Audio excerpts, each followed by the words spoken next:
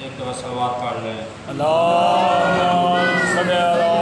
محمد اللہم صلی علی محمد وآل سب سے محمد۔ پہلے ایک چھوٹا سا فرمان، پھر دعا توسل، پھر دعا ہوگی، پھر بھی سلوات پڑھ لیں۔ اللہم صلی علی محمد آل محمد۔ اعوذ باللہ من الشیطان اللعین الرجیم، بسم اللہ الرحمن الرحیم، الحمد للہ والصلاة علی اہلہا، بسم اللہ الرحمن الرحیم۔ وقال امیر المؤمنین علی بن ابی طالب فی نہج البلاغہ، وقال علیہ الصلاۃ والسلام اعجبوا لہذا الانسان ينظر بشحم ويتكلم بلحم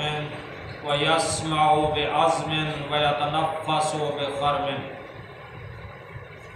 مولا امیر کائنات نہج البلاغہ کے آخری حصہ کلمات کثار میں ارشاد فرماتے ہیں۔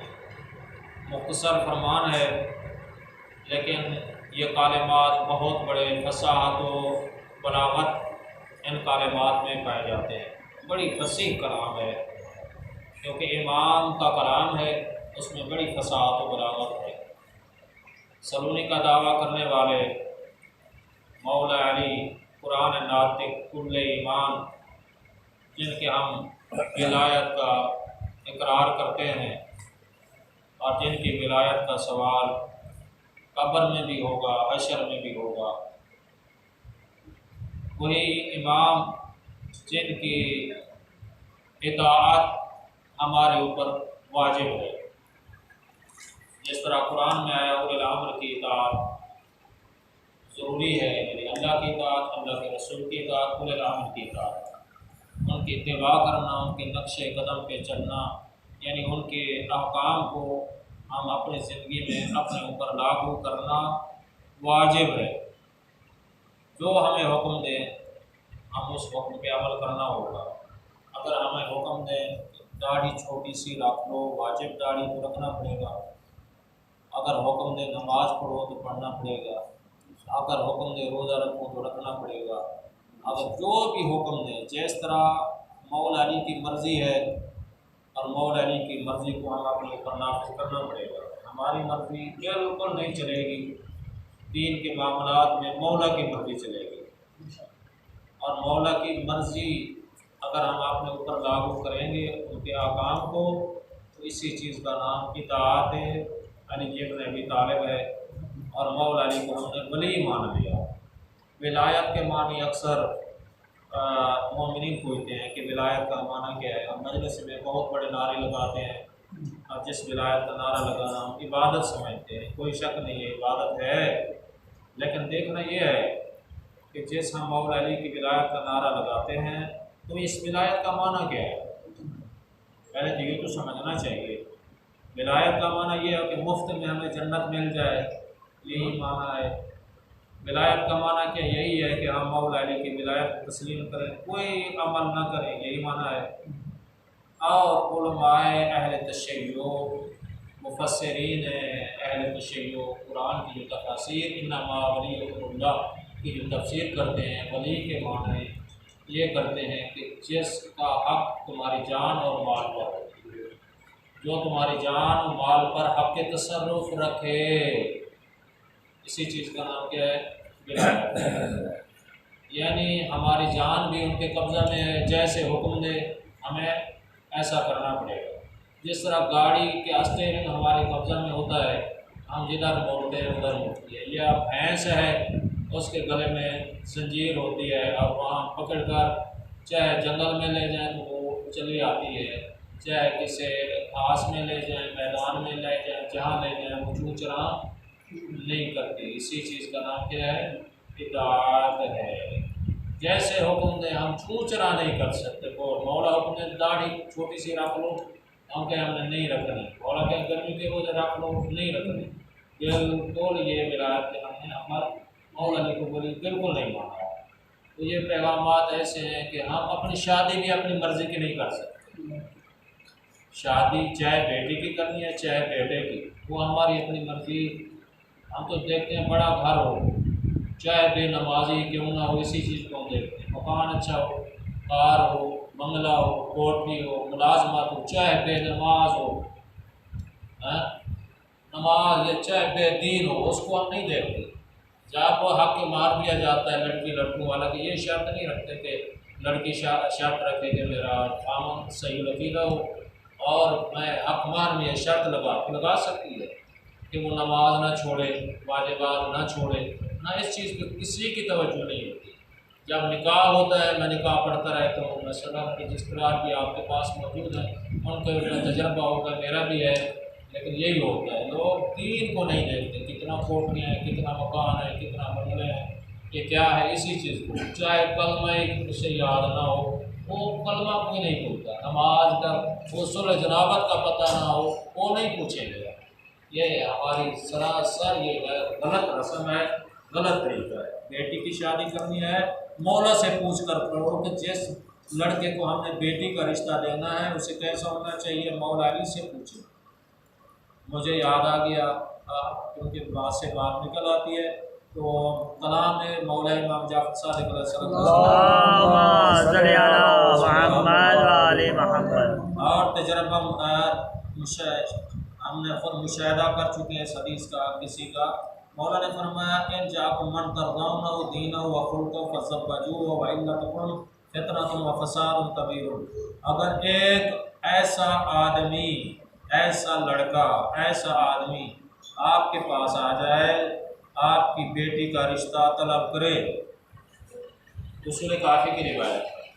اور فقہا نے نقل کیا ہے، آیت اللہ سستانی نے توضیح میں نقل کیا ہے،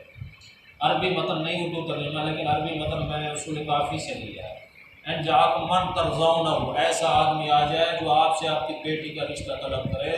من ترضون دینہ و خلقہ، دو چیزیں آپ نے دیکھنی ہیں، صرف دو چیزیں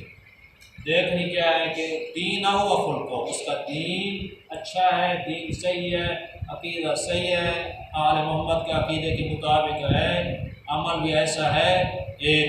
دوسرا و خلقہ، اس کے اخلاق کو دیکھنا ہے۔ اگر یہ دو چیزیں پائی جائیں تو اسے رشتہ میں چون چرا نہ کرو، واجب ہے اسے رشتہ دے دو، نہ مال نہ دو، صرف اس کا اخلاق اور دین دیکھو۔ اگر ایسا کرو گے تو فرمایا رشتہ کامیاب ہوگا، وَإِلَّا تَكُنْ فِتْنَةٌ وَفَسَادٌ كَبِيرٌ۔ اگر اسے ٹھکرا دو گے، رشتہ نہیں دو گے، اسی رشتے کی وجہ سے فِتْنَةٌ وَفَسَادٌ كَبِيرٌ، بہت بڑا فساد پیدا ہوگا۔ یہ روایتیں بالکل ہیں۔ ایک عالم دین نے یہ حدیث کسی کو لکھ کر دی اور اس نے ٹھکرایا، بڑا ایک آگے سمجھدار انسان تھا، لیکن اس کا جو نتیجہ میں نے دیکھا، اور ایک بہت بڑے فقیر بھی انہوں نے مجھے بتایا، میں نے بھی کو دیکھا، اللہ معاف کرے،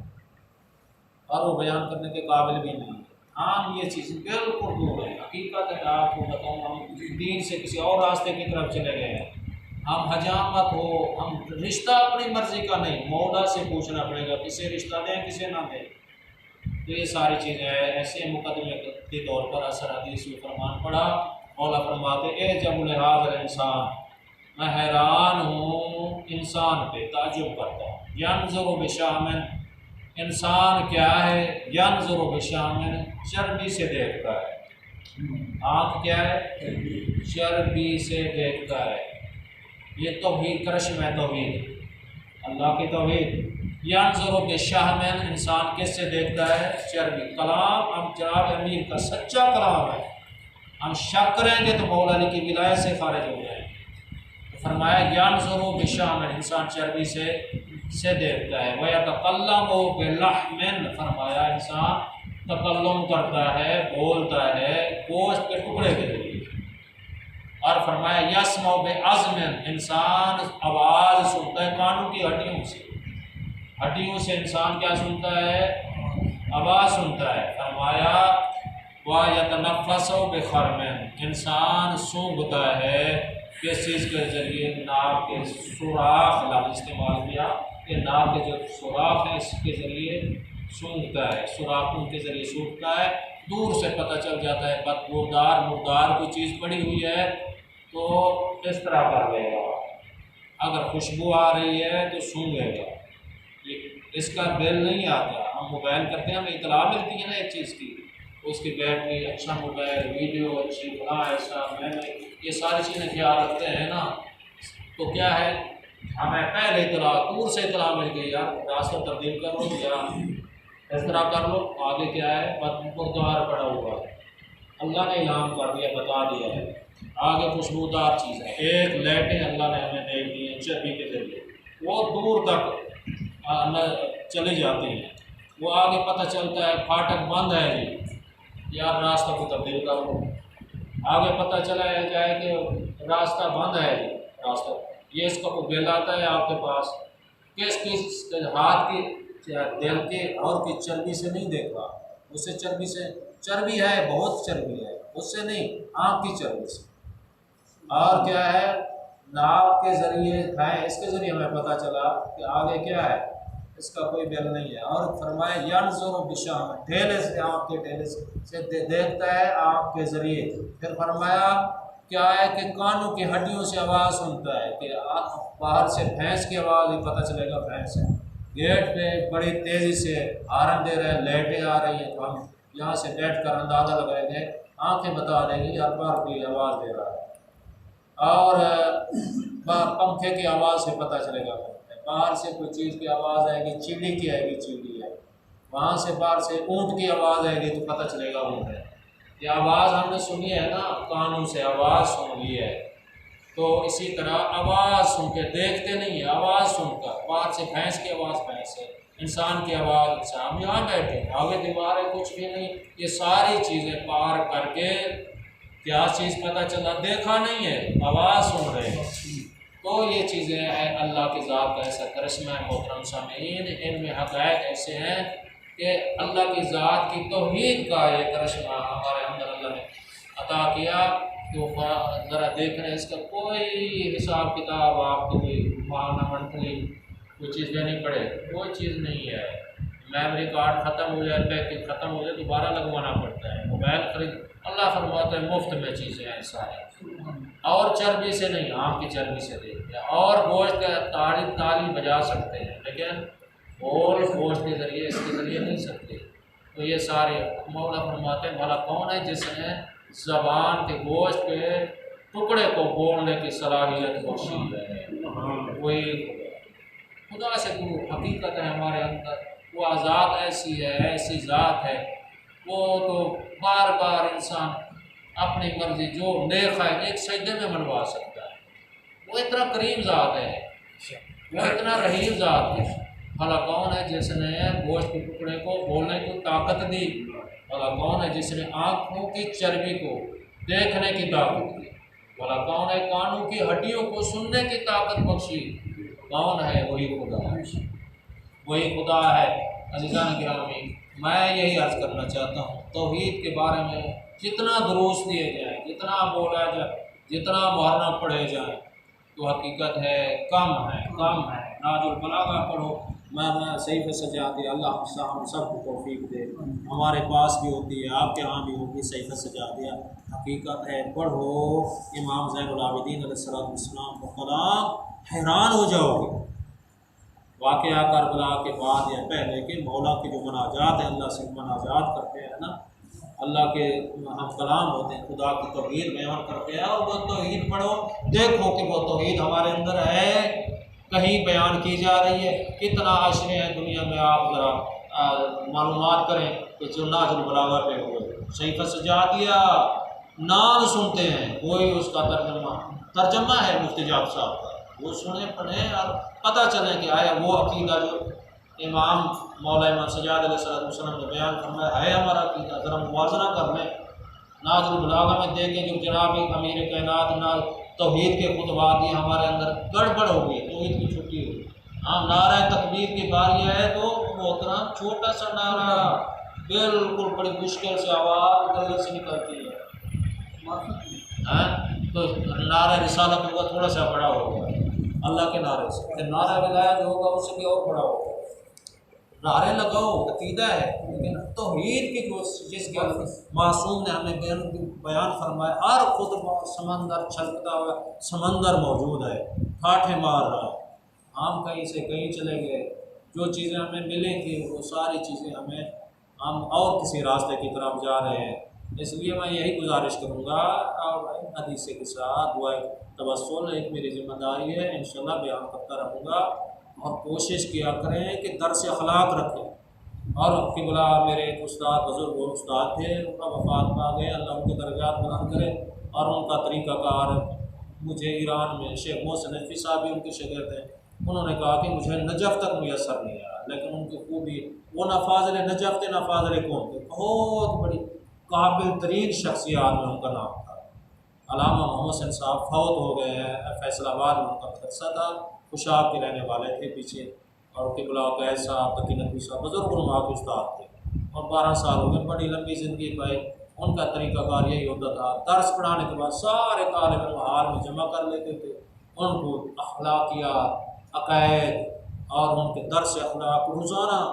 چھوٹا سا درس اخلاق دیتے تھے، جس کا نتیجہ یہی نکلا کہ علم کے پڑھنے کے بعد جو ہے نا ان کے عقائد بالکل پختہ تھے بہت، کیونکہ فقط علم کافی نہیں ہے، علم جتنا آ جائے لیکن اخلاق ٹھیک نہ ہو، تہذیب نفس نہ ہو، تزکیہ نفس نہ ہو،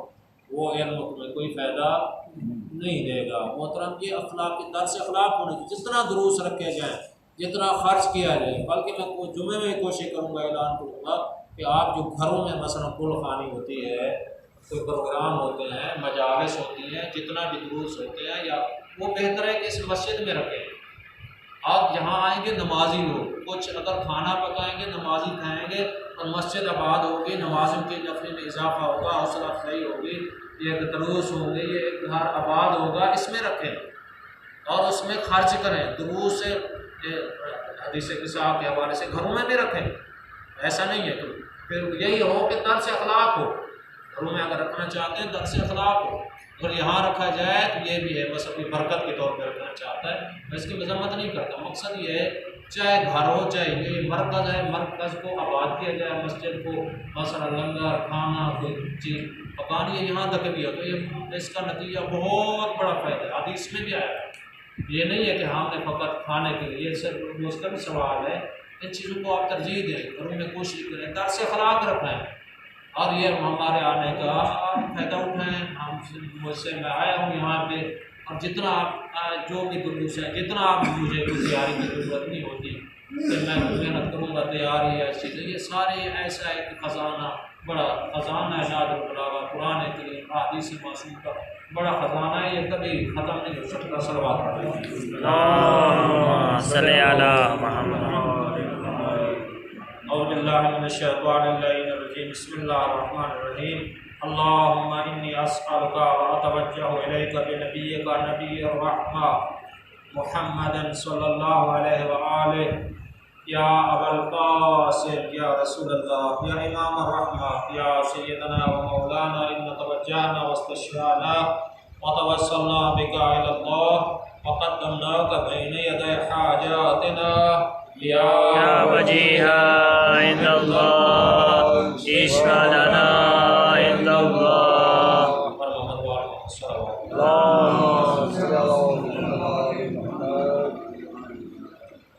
یا ابا الحسن، یا امیر المؤمنین، یا علی، یا ابن ابی طالب، یا حجت اللہ علی خلقہ، یا سیدنا و مولانا، ان توجہنا واستشفعنا وتوسلنا بک الی اللہ وقدمناک بین یدی حاجاتنا، یا وجیہا عند اللہ اشفع لنا عند اللہ، یا فاطمة الزہراء، یا بنت محمد، یا قرۃ عین الرسول، یا سیدتنا و مولاتنا، ان توجہنا واستشفعنا وتوسلنا بک الی اللہ وقدمناک بین یدی حاجاتنا، یا وجیہا عند اللہ اشفع لنا عند اللہ، یا ابا محمد، یا حسن بن علی، ایہا المجتبی، یا ابن رسول اللہ، یا حجت اللہ علی خلقہ، یا سیدنا و مولانا، ان توجہنا واستشفعنا وتوسلنا بک الی اللہ وقدمناک بین یدی حاجاتنا، یا وجیہا عند اللہ اشفع لنا عند اللہ۔ يا أبا عبد الله يا حسين بن علي أيها الشهيد يا ابن رسول الله يا حجة الله على خلقه يا سيدنا ومولانا إن توجهنا واستشفعنا وتوسلنا بك إلى الله وقدمناك بين يدي حاجاتنا يا وجيها عند الله اشفع لنا عند الله. يا أبا الحسن يا علي يا ابن الحسين يا زين العابدين يا ابن رسول الله يا حجة الله على خلقه يا سيدنا ومولانا إن توجهنا واستشفعنا وتوسلنا بك إلى الله وقدمناك بين يدي حاجاتنا يا وجيها عند الله اشفع لنا عند الله. يا أبا جعفر يا محمد بن علي أيها الباقر يا ابن رسول الله يا حجة الله على خلقه يا سيدنا ومولانا إن توجهنا واستشفعنا وتوسلنا بك إلى الله وقدمناك بين يدي حاجاتنا يا وجيها عند الله اشفع لنا عند الله. يا أبا عبد الله يا جعفر بن محمد أيها الصادق يا ابن رسول الله يا حجة الله على خلقه يا سيدنا ومولانا إن توجهنا واستشفعنا وتوسلنا بك إلى الله وقدمناك بين يدي حاجاتنا يا وجيها عند الله اشفع لنا عند الله. يا أبا الحسن يا موسى بن جعفر أيها الكاظم يا ابن رسول الله يا حجة الله على خلقه يا سيدنا ومولانا إن توجهنا واستشفعنا وتوسلنا بك إلى الله وقدمناك بين يدي حاجاتنا يا وجيها عند الله اشفع لنا عند الله. يا أبا الحسن يا علي يا ابن موسى أيها الرضا يا ابن رسول الله يا حجة الله على خلقه يا سيدنا ومولانا إن توجهنا واستشفعنا وتوسلنا بك إلى الله وقدمناك بين يدي حاجاتنا يا وجيها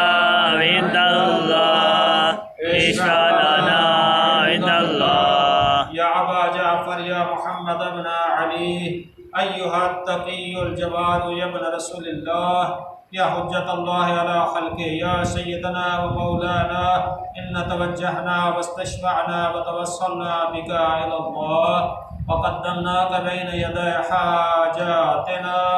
يا وجيها عند الله اشفع لنا عند الله. يا أبا الحسن يا علي يا ابن محمد أيها الهادي النقي يا ابن رسول الله يا حجة الله على خلقه يا سيدنا ومولانا إن توجهنا واستشفعنا وتوسلنا بك إلى الله وقدمناك بين يدي حاجاتنا يا وجيها عند الله اشفع لنا عند الله. يا أبا محمد يا حسن بن علي أيها الزكي العسكري يا ابن رسول الله يا حجة الله على خلقه يا سيدنا ومولانا إن توجهنا واستشفعنا وتوسلنا بك إلى الله وقدمناك بين يدي حاجاتنا يا